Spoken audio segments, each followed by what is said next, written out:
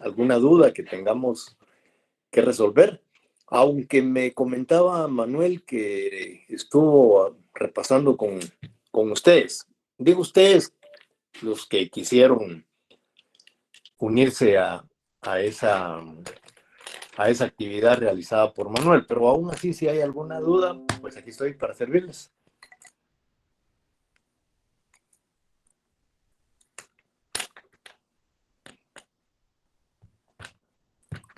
Si no, pues tampoco les quito su tiempo para que sigan estudiando.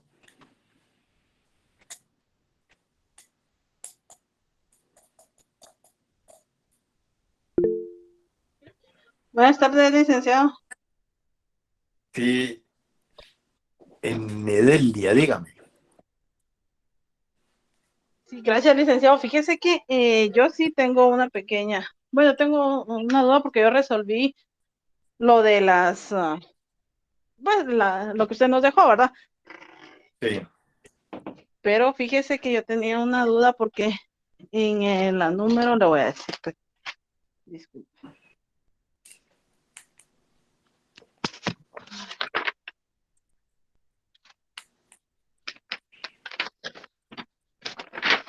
Es en la número 9. En las obligaciones de intuito personal, el acreedor puede buscar a cualquier persona para que ejecute la obligación a costa del deudor.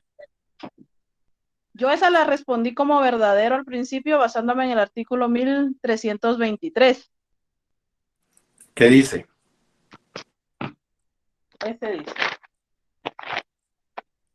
1323. En las obligaciones de hacer el incumplimiento del obligado, da derecho al acreedor para hacer por sí o por medio de tercero, a costa Ah, del deudor, esa no lo es que la, se hubiere. esa no es la norma del intuito persona. Si usted mira en su código y si usted hizo caso cuando yo les dije anoten al margen del artículo, van a ver que hay un artículo ahí donde yo les dije pongan intuito persona. Que fue el 1381. ¿Qué dice? El 1381 dice,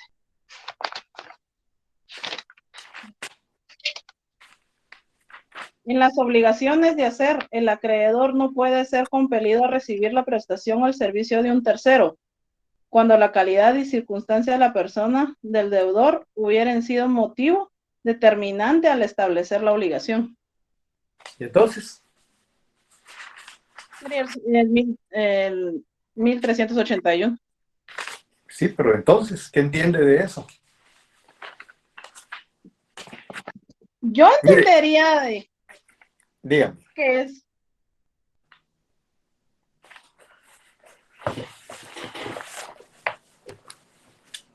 lea bien la pregunta y luego vea el artículo. Y ahí va a encontrar usted si es cierto o falso lo que estamos enunciando. Denle la leída.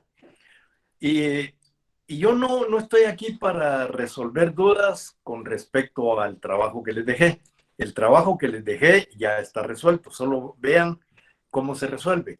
Ahí está el razonamiento y están los artículos en los que se deben fundamentar. Ya. Lo que yo les estoy preguntando, si tienen dudas, es con respecto a todo lo que vamos a evaluar, a las instituciones que estudiamos y si alguna de ellas les causó algún tipo de problema. Ya, pero, pero el trabajo que yo les dejé, pues ahí tiene su resolución. Solo compárenla, véanlo y busquen el artículo que les estoy citando y analicen por qué es falso o por qué es verdadero. Dele muchas una gracias, leída, licenciado. dele una leída y después, si hay dudas todavía, entonces platicamos. Bueno, ¿alguna Gracias, otra licenciado. duda, señores?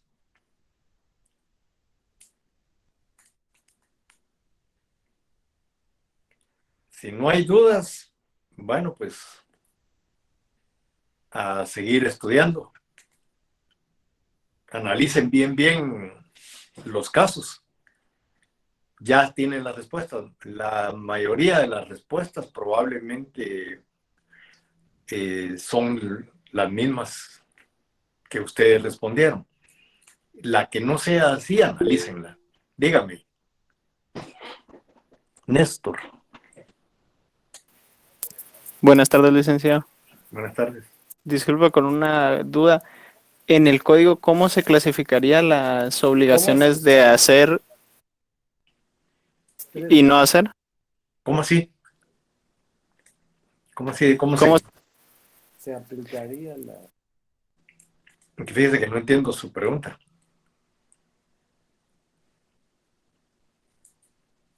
Reformúlemela.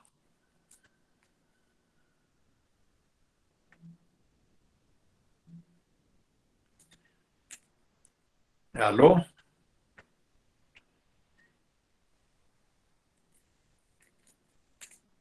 Disculpe, se me había trabado el celular.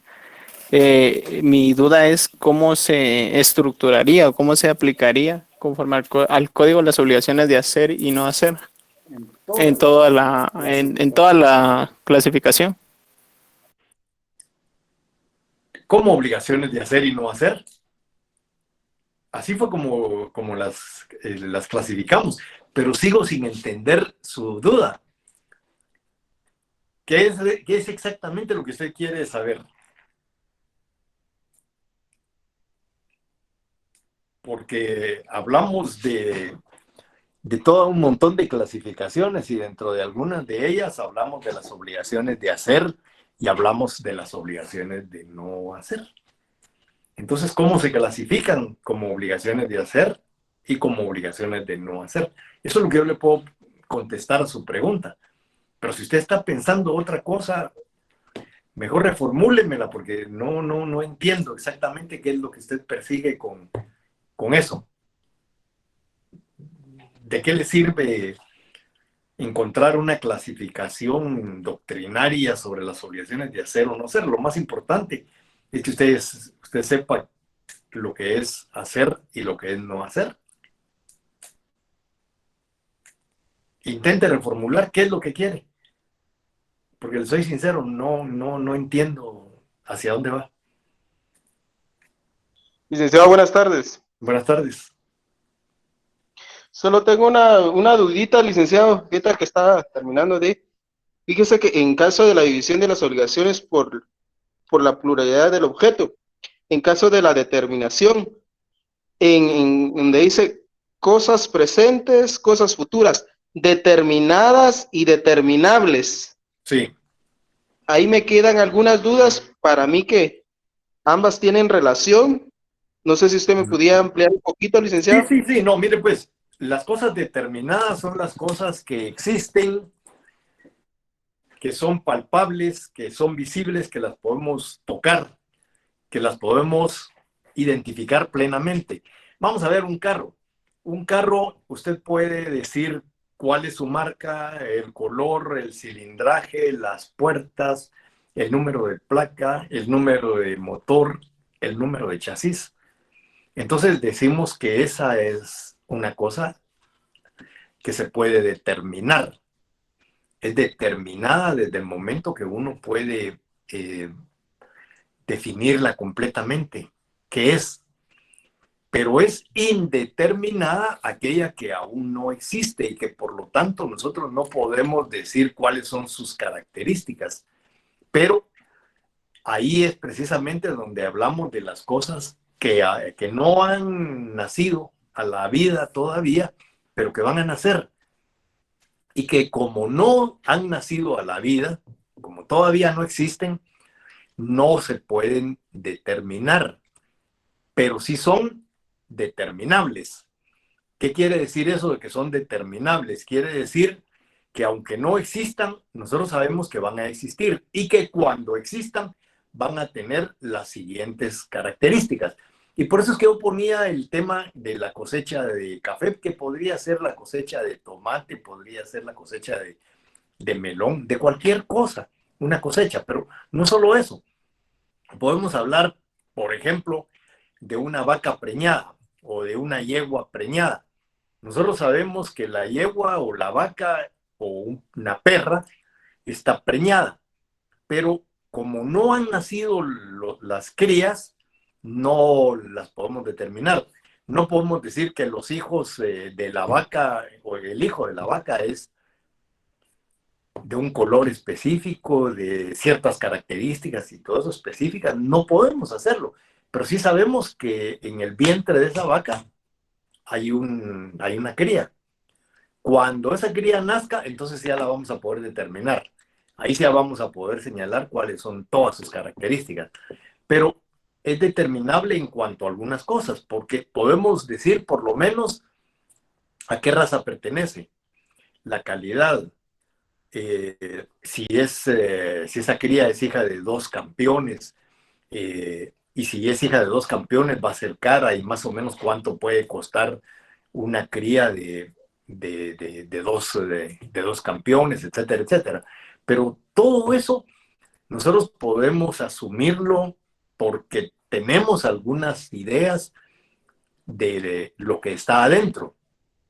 Es decir, si es una vaca preñada, no va a nacer un burro, pues sabemos que va a tener un ternero o una ternerita y no podemos en este momento determinarla, pero sí la podemos determinar más adelante. En el caso de las perras, yo no sé si ustedes saben, los perros, una perra puede tener 3, 4 machos y puede tener hijos de todos. O sea, la perra está preñada, pero ¿de quién es la cría? De cualquiera de los perros que la saltaron o de todos. Eso no lo sabemos.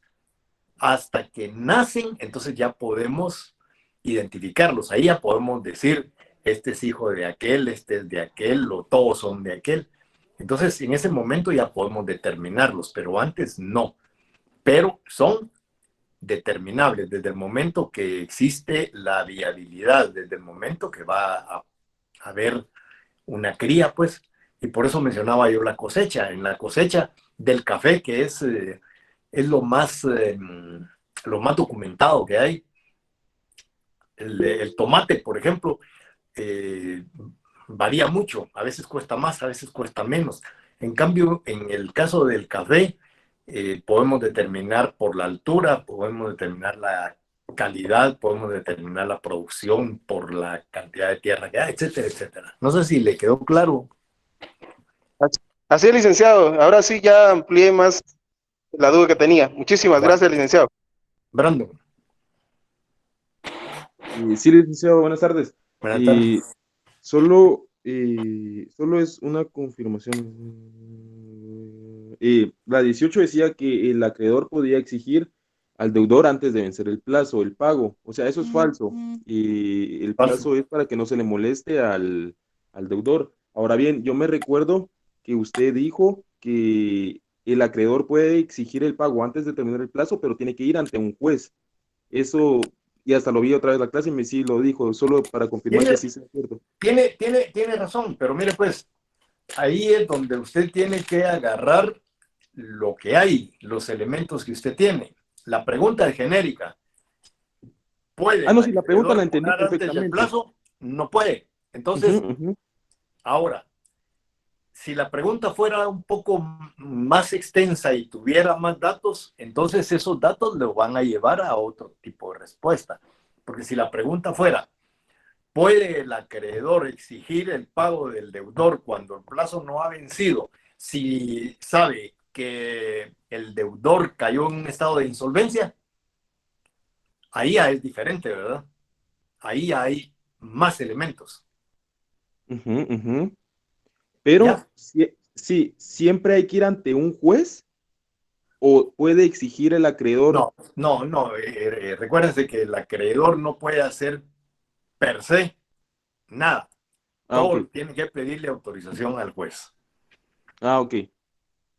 Ya la entendí cómo podría venir una pregunta así, ya entendí, perfecto. Bueno, pues Gracias, Liz. alguien me preguntaba algo ahí, me levantó la mano, pero ya no logré verla. ¿Quién fue? En lo que estaba contestándole a Brandon, alguien me pidió la palabra. ¿Ya no? Bueno, otro que tenga alguna duda.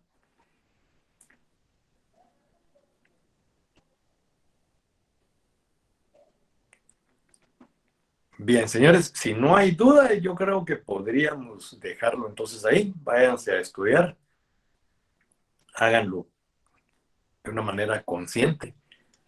Recuérdense que los casos son 8 casos, igual que 8 preguntas. La diferencia es que los 8 casos vale 3 puntos cada una y ya 8 casos son 24 puntos versus las 8 preguntas que son tan solo 16 puntos. Así que la ventaja es que en los casos ustedes van a tener el código para poder fundamentarse y les va a ir bien. Y en las preguntas es donde hay que tener un poco de conocimiento y hay que haber estudiado. Porque aunque las respuestas sin duda están en el código, no las van a encontrar tan fácil. Ahí sí van a tener que acudir a la memoria, lo que ustedes aprendieron. Están a tiempo todavía, así es que nos vemos entonces el día jueves, ¿verdad? Licenciado, antes de terminar, yo sí tengo una pregunta. Pregunte pues, si eso les he estado diciendo, que pregunten. Con el mismo caso del ejercicio 18, que el acreedor puede exigir al deudor directamente antes del vencimiento del plazo el pago de la obligación cuando tiene conocimiento que el deudor es insolvente y no Sí. va a cumplir con la obligación. Sí. En el artículo 1281, primer numeral, Sí. dice que perderá el deudor el derecho a utilizar el plazo cuando después de contraída la obligación resultara insolvente. Sí.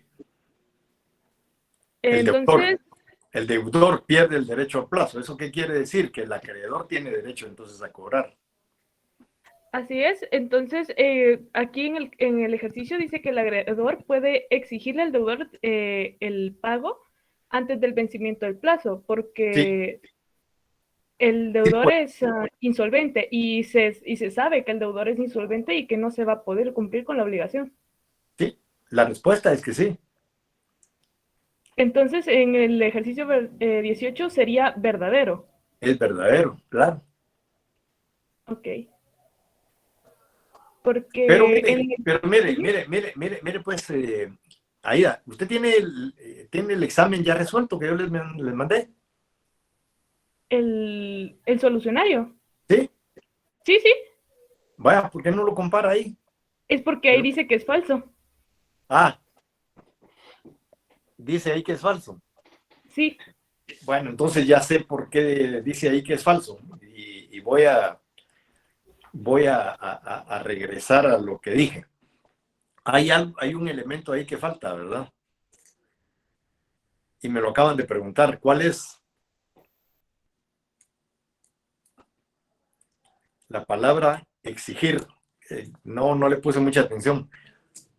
Dice el acreedor, ¿le puede exigir al deudor? No. Alguien me preguntaba hace un momento, no sé cómo se me fue por alto. Tiene que ¿A pedírselo un al juez, juez. licenciado? Tiene que pedírselo al juez. Por eso es que la respuesta ahí es falso. Y les pido 1000 disculpas por ese desliz que tuve. Era lo que yo les decía. Hay que poner mucha entonces atención. la Yo no palabra, puse atención. entonces la palabra sería alrededor de exigir. El error está ahí, es decir, la falsedad está en que el acreedor no le puede exigir al deudor. Cuando estamos hablando de exigir, estamos hablando de una acción directa del acreedor hacia el deudor. Y como me preguntaba, yo creo que Brandon fue el que me hizo la pregunta donde me hablaba sobre el tema de que si todo hay que pedírselo al juez, y yo le dije que sí. En este caso, la pregunta le faltaría esa parte, ¿verdad? Es decir, la pregunta debiera ser si el acreedor puede acudir ante juez competente para cobrar la deuda de manera anticipada por insolvencia del deudor. Ahí estamos en la pregunta correcta. Pero en esta le hace falta ese elemento que es fundamental, porque recordémonos que el acreedor no puede hacer ninguna exigencia directa al deudor. Las exigencias del acreedor siempre tienen que pasar por el juez. Dígame, Brandon, nuevamente. Celic, ahora que mencionaba eso, me surgió, bueno, me recuerdo que en las obligaciones de no hacer, el acreedor puede destruir lo que el deudor haya hecho sin ir ante un juez, pero si es algo pequeño, ya si es algo más grande, sí tiene que ir ante un juez para pedir el permiso de destruirlo o que le paguen los daños y perjuicios que provoca eso. Claro, mire, desde cualquier ángulo que lo veamos, tendría que pasar por el juez. Usted tiene razón, si es una cosa muy pequeña, si le puede decir a alguien, mire, destruya eso, ¿eh? Si no, se lo voy a destruir yo. Ahí es donde viene la parte problemática, ¿eh? Porque recuérdese usted que si usted lo hace, la ley le dice que usted puede hacerlo, pero lo que le falta a la ley es indicarlo, pero sí lo dice en otra norma, ¿verdad? Que usted tiene que acudir ante el juez para que el juez le autorice la destrucción, porque de lo contrario se podría haber envuelto en problemas por lo mismo que usted señaló, de daños, de perjuicios, porque recuérdese que la persona que hizo lo que no debía, eventualmente pudo haber gastado mucho dinero y destruirle lo que él hizo va a significarle una pérdida y puede ser una pérdida grandísima.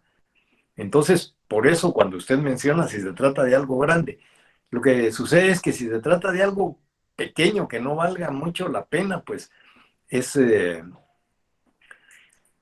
un poco complicado acudir ante un juez, ¿verdad? Por una cosa tan insignificante. Pero siempre que el acreedor ejercite algún derecho, tiene que ser a través del juez. El acreedor no puede por sí hacer lo que se le dé la gana, aunque tenga derecho. Porque la ley dice, si construyeron algo que se les había prohibido construir, entonces lo primero que hay que hacer es, mire usted, habíamos quedado que ahí no iba a construir nada, por favor, derríbelo. Y ahí es donde viene la otra parte. Si no, lo voy a derribar yo. Esa es la parte que uno no puede decir, ¿verdad? Lo que continúa es, mire, destruya eso y le doy un plazo, una semana pues para que lo vote. La persona está renuente a votarlo, entonces hay que comparecer ante el juez y decirle al juez, mire, pasó tal y tal y tal cosa, aquí está el contrato, etcétera, etcétera. Y entonces el juez va a ordenar la destrucción. Ahí es donde usted sí ya puede contratarse un tractor y botarlo, ¿eh? Yo me recuerdo en una ocasión, yo creo que les conté, ahí en Condado de Minerva había una puerta que cerraba una señora que tenía unos terrenos que se había robado incluso cuando se le daba la gana. Y no obstante que adentro había otras fincas. Entonces estaba causándole problemas a mi cliente y yo pedí autorización judicial y el juez me autorizó a quitar todo obstáculo que hubiera ahí. Y el obstáculo que yo tenía era el portón, entonces contraté un tractor para que me tirara al diablo el portón de metal y de una vez a una persona que tenía acetileno, entonces para que lo hiciera pedazos, para que no lo volvieran a poner. Y obviamente presentaron las acciones en mi contra, que no prosperaron, porque lo que yo hice, lo hice con autorización del juez. ¿Queda claro? Sí, muy buen ejemplo, licenciado. Con eso queda claro todo. Muchas gracias. Entonces, cuando yo he hecho algunas cosas en la vida, pero siempre arriesgándome a una demanda y sabiendo cuál va a ser el resultado. En algunas ocasiones, algunos de mis clientes les han puesto cercos. Y cuando eso ha ocurrido, pues lo que habría que hacer es seguir un juicio de apeo y de linde para botar los cercos, ¿verdad? Y entonces, en varias ocasiones, yo he tomado la decisión de no acudir ante el juez, sino que de una vez votarlos y esperar la demanda. Porque lo que yo trato siempre es que mis clientes no pierdan la posesión del terreno, porque si se pierde la posesión, ahí es cuesta arriba volver a recuperarla. Entonces muchas veces hay que tomar medidas de hecho, pero hay que saber qué es lo que uno está haciendo y saber que se va a venir encima una demanda, pero estar uno preparado para eso. Entonces ahí no hay ninguna acción penal. Es lo primero que hace todo el mundo, ¿no? Plantear acciones penales, pero ahí en lo penal uno se quita esa acción demostrando que uno es el propietario del inmueble y uno dentro de su propiedad puede hacer lo que quiera, pero es arriesgado, ¿verdad? Primero tiene que estar uno muy, muy, muy seguro de que efectivamente está el cerco en el terreno de uno. Y entonces, ¿para qué ir a pelear la posesión? Hay que tomarla y después que nos demanden.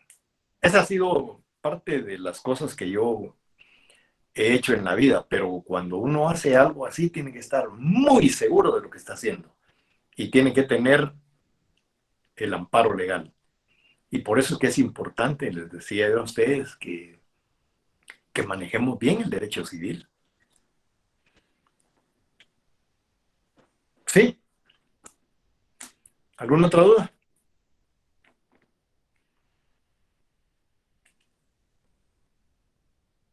Bueno, si ya no hay más dudas, entonces, señores, nos vemos el jueves. ¿Tenemos el examen o mañana?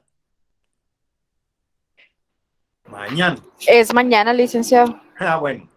A seguir estudiando, pues ya no les quito más tiempo. Un fuerte abrazo, pues. Feliz tarde, licenciado. Licenciado, feliz tarde. Gracias. 3 de la tarde, ¿verdad? Los que no puedan examinarse a esa hora se pasan a la noche. 4 de la tarde, licenciado. Es a las 4. 4. Bueno, a las 4 entonces, pues. Un fuerte abrazo. Feliz tarde, licenciado. Gracias por todo. Feliz tarde.